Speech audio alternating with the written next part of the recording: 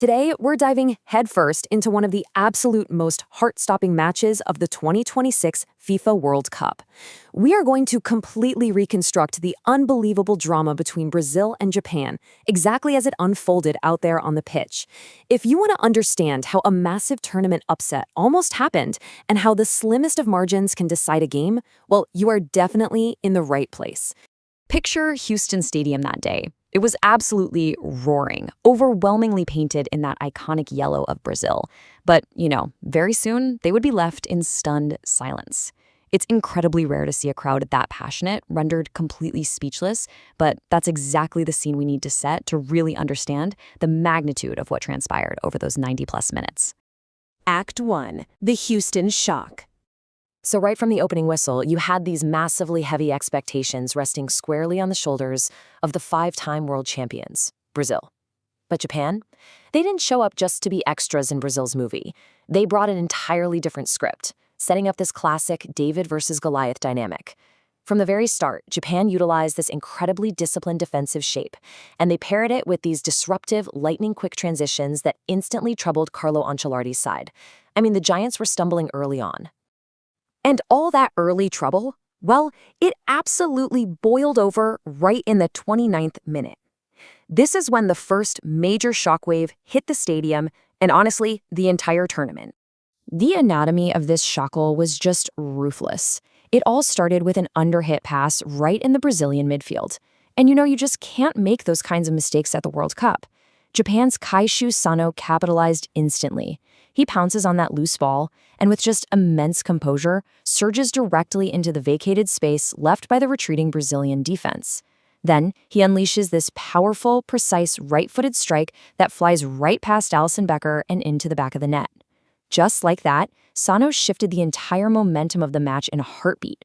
That goal sent the Japanese bench into pure delirium. Japan wasn't just surviving out there anymore, they were leading. And for the rest of that first half, they matched Brazil step for step. They took the five-time champions all the way to the halftime whistle, hovering right on the brink of a massive historic upset. Which brings us to Act 2, the Resurgence. Now, a champion's true test is how they respond when their backs are against the wall, right? You could practically feel the tension building in that locker room. Whatever Carlo Ancelotti said at halftime, it seriously resonated. Brazil emerged for the second half smelling blood. They didn't wait around. Ancelotti immediately made tactical adjustments, bringing in the young prodigy Endrick to add instant attacking firepower. And all of this was happening under the mounting pressure of a restless, demanding stadium that was practically begging for an answer. Just tracking the massive emotional swings of this match, think about this roller coaster. We go from the huge opening expectations to that crazy 29th minute shock, straight through Brazil's halftime tactical shift. All of this tension points us directly to the 56th minute breaking point. The pressure had been building, and frankly, something had to give. And right on cue, at the 56-minute mark, the momentum of the entire tournament violently shifted again. That restless stadium finally got its answer, and it came from a very familiar veteran. Brazil wins a crucial set piece and executes a truly brilliant routine. Gabriel Martinelli delivers what can only be described as an inch-perfect cross right into the heart of the penalty box. And there was Casemiro, rising high above the Japanese defenders to deliver this thumping, authoritative header. He buries the ball past Suzuki, officially tying the game up at 1-1. After that, the dynamic totally flipped. Brazil pressed their heavy advantage, and just minutes later, Vinícius Júnior nearly turns the game on its head, forcing a spectacular fingertip save from Suzuki that agonizingly deflects off the post. Faced with this relentless Brazilian wave, Japan absolutely refused to break. They dropped deep into their defensive shape, and the Samurai Blue defended with pure heroism. I mean, they were literally throwing their bodies on the line as the clock painfully ticked down toward what looked like inevitable extra time. Act 3. Stoppage Time Heartbreak. The fourth official indicated a lengthy stoppage time, and the tension inside Houston Stadium was thick enough to cut with a knife. The clock hits 95. Just process that for a second. 95 minutes of grueling, high-stakes football. Less than 60 seconds remained before the referee was going to blow the whistle for extra time. Let's slow things down for a second and look at exactly how this late-game miracle happened. First, just when Japan thought they had survived, Brazil executes one final, ruthless press, forcing a critical turnover right outside the Japanese penalty area. Then Bruno Guimaraes looks up, spots a run, and threads a visionary, perfect diagonal pass.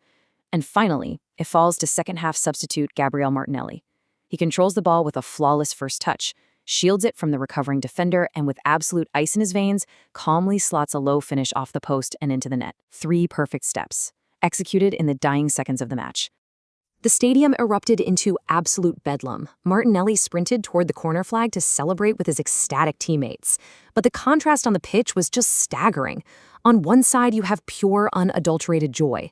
On the other, heartbroken Japanese players collapsing to the turf, having given absolutely everything only to have it snatched away in the very final seconds. And then, the final whistle.